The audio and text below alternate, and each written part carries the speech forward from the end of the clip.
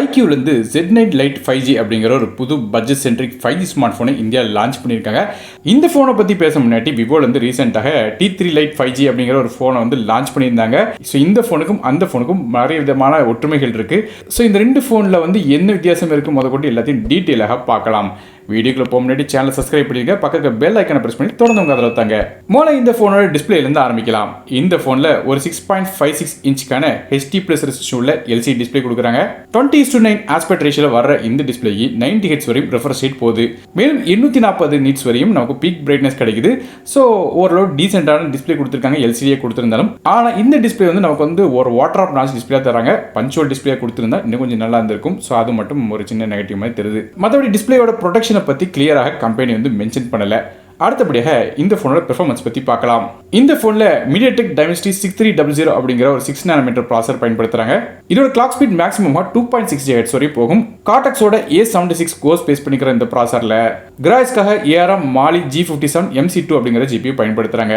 So இதோட performance பத்தி பேசும்போது இந்த ப்ராசஸருக்கு நமக்கு 80,000 கிடைக்குது. அதாவது 100க்கு 40 மார்க் கிடைக்குது. கிரேட் அப்படி பார்க்கும்போது நமக்கு C கிரேட் கொடுக்குறாங்க. அதாவது நமக்கு ஒரு இன்டெல் ப்ராசஸராக இந்த ஃபோன் வந்திருக்கு. ஸோ பேசிக்காக அந்த ப்ராசஸர் ஆப்ஸ் ரன் பண்ண முடியும். லைட்டாக மல்டி டாஸ்கிங் பண்ணலாம். மற்றபடி ரொம்ப ஹெவியான ஆப்ஸ் ரன் பண்ண முடியாது. அது போக நமக்கு கேம்ஸ் அப்படி பார்க்கும்போது இன்டர்வல் கேம்ஸும் 1-2 மிட் செட்டிங் கேம்ஸ் விளாடலாமா தவிர மற்றபடி ஹெவியான கேம்ஸ் விளாடுறதுக்கு இந்த ஃபோன் செட் ஆகாது. ரேம் மற்றும் இன்டர்னல் ஸ்டோரேஜ் பற்றி பார்க்கலாம். இந்த ஃபோன் 2 டிஃபரெண்டான கான்ஃபிகரேஷன் வருது. அதுபடி பார்க்கும்போது 4GB RAM with 120GB storage மற்றும் 6GB RAM with 120GB storage அப்படிங்கிற 2 கான்ஃபிகரேஷன் வருது. RAM வெர்ஷன் LPDDR4 RAM பயன்படுத்துறாங்க. ஆனால் ஸ்டோரேஜ் நமக்கு eMMC 5.1 தான் கொடுத்துருக்காங்க. ஸோ கண்டிப்பாக ஸ்டோரேஜ் ரொம்ப ஸ்லோவான ஸ்டோரேஜ் சொல்லணும். அட்லீஸ்ட் ஒரு UFS 2.2 கொடுத்துருக்கலாம். ஆனால் அதை கொடுக்காம விட்டுட்டாங்க. அதனால கண்டிப்பாக டேட்டா காப்பி பண்ணும்போது சரி, அப்புறம் ஃபைல்ஸ் ரைட் பண்ணும்போது சரி, கண்டிப்பாக நீங்கள் ஸ்லோவாக இருக்கிறத நோட் பண்ணுவீங்க. மற்றபடி மைக்ரோ SD கார்டுக்கான சப்போர்ட் இருக்கு. இந்த ஃபோன் 1 TB வரை மைக்ரோ SD கார்டுக்கான சப்போர்ட் இருக்கு. மேலும் இது ஹைபிரிட் சிம் செட் தராங்க. அதனால நமக்கு 2 சிம் கார்டு அப்படி இல்லைனா ஒரு சிம்மும் ஒரு மைக்ரோ SD கார்டும் ஃபோன் அட் டைம்ல யூஸ் பண்ண முடியும். ஃபோனோட OS பொறுத்து நமக்கு Android 14 OSல FunTouch OS 14 interface run ஆகுது.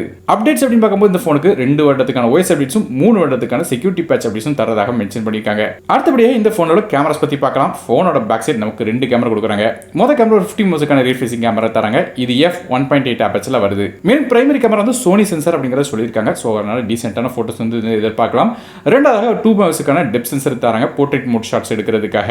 மற்றபடி செல்ஃபிக்காக ஃப்ரண்ட் சைடில் ஒரு 8 மெகாபிக்சலுக்கான ஃப்ரண்ட் ஃபேசிங் கேமரா தராங்க. இது f2.0 ஆபர்ச்சர்ல வருது. ஸோ இதான் ஃபோனோட கேமராஸ். மற்றபடியாக இந்த ஃபோனில் ஃபிங்கர் பிரிண்ட்ஸ்க்கான ஃபோனோட சைடில் உள்ள பவர் பட்டன் தராங்க.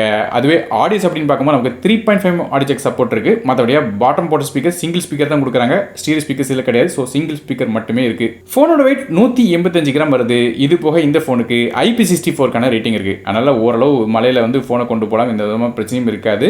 அடுத்தபடியாக நெட்வொர்க்ஸ் பற்றி பேசலாம். இந்த ஃபோனில் நமக்கு 5Gக்கான SANC சப்போர்ட் தராங்க. கிட்டத்தட்ட 9 5G பேண்ட்ஸ் இருக்கு. இது போல் dual 4G VoLTE, dual band wifi, Bluetooth 5.4 மாதிரியான விஷயங்கள் தராங்க. பேட்டரிஸை பற்றி பார்க்கலாம். இந்த ஃபோனில் ஒரு 5000 mAh பேட்டரி தராங்க. இதை சார்ஜ் பண்ணுறதுக்கு 15 வாட் சார்ஜிங் தராங்க.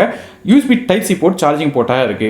ஸோ 2024 வந்தாச்சு. இன்னுமே நமக்கு இந்த 15 வாட் சார்ஜிங் அப்படிங்கிறது ரொம்ப ஃபாஸ்ட்னு சொல்ல முடியாது. அதனால ஃபோன் சார்ஜ் ஆகிறதுக்கு கிட்டத்தட்ட 1.5 மணி நேரத்துக்கு மேலே டைம் எடுத்துக்கிடும். ஸோ ஒரு அட்லீஸ்ட் ஒரு 33 வாட்கான சார்ஜிங் சப்போர்ட்டாவது கொடுத்துருக்கலாம். ஸோ அது கொடுக்கலங்கிறது ஒரு சின்ன நெகட்டிவாக இருக்கு. கலர்ஸ் அப்படின்னு பார்க்கும்போது நமக்கு ஆக்வா ஃப்ளோ மற்றும் மோக்கா ப்ரௌன் அப்படிங்கிற 2 கலர்ஸ் வருது. கடைசியாக இந்த ஃபோனோட விலையை பற்றி பார்க்கலாம். 4GB RAM with 120GB storage விலை 10,499க்கும் அதே 6GB RAM with 120GB storage விலை 11,499 அப்படிங்கிற விலையில அமேசான் வெப்சைட்ல விற்கிறாங்க. ஸோ இதில் முக்கியமான விஷயம் என்ன கேட்டீங்கன்னா, நான் ஏற்கனவே சொன்ன மாதிரி விவோட T3 Lite 5Gக்கும் இந்த ஃபோனுக்கும் எல்லா விதமான ஸ்பெசிஃபிகேஷன் ஒன்று தான். அதாவது எந்த ஒரு வித்தியாசமும் இல்லை. ஸ்க்ரீன் ஒன்று தான், ப்ராசஸர் ஒன்று தான். அதுபோக கொடுத்துருக்கிற இன்டர்னல்ஸ், பேட்டரி எல்லா விஷயங்களும் ஒன்று போல தான் கொடுத்துருக்காங்க. கேமராவும் அதே கேமரா தான் கொடுத்துருக்காங்க. அட்லீஸ்ட் ப்ரைஸிங்லேயே ஏதாவது வித்தியாசம் காட்டியிருப்பாங்க பார்த்தோம். ஆனால் அதுலேயுமே கிட்டத்தட்ட ஒன்று போல தான் கொடுத்துருக்காங்க. ஆனால் ஒரே ஒரு வித்தியாசம் என்னன்னு கேட்டிங்கன்னா, விவோட T3 Lite 5G ஃப்ளிப்கார்ட் எக்ஸ்க்ளூசிவாக இருந்துச்சு. அதான் ஃப்ளிப்கார்ட்டில் மட்டும் கிடைக்கும். ஆனால் இந்த iQOO Z9 Lite 5G Amazon வெப்சைட்டில் கிடைக்கும். ஸோ இது ஒன்று தான் வித்தியாசமாக தவிர மற்றபடி இந்த ஃபோனில் 2 ஃபோனுக்கும் எந்த ஒரு வித்தியாசமும் இல்லை. ஸோ நீங்கள் இந்த iQOO Z9 Lite 5G பற்றி என்ன நினைக்கிங்க அப்படிங்கிறத கீழே கமெண்ட் செக்ஷன் மென்ஷன் பண்ணுங்கள். வீடியோ பிடிச்சா ஒரே லைக் கொடுத்துருங்க. உங்கள் ஃப்ரெண்ட்ஸ் ஃபேமிலிஸ்க்கு ஷேர் பண்ணி விடுங்க. நானும் டெக் தமிழுக்காக மற்ற வீடியோ சந்திக்கும். நன்றி, வணக்கம்.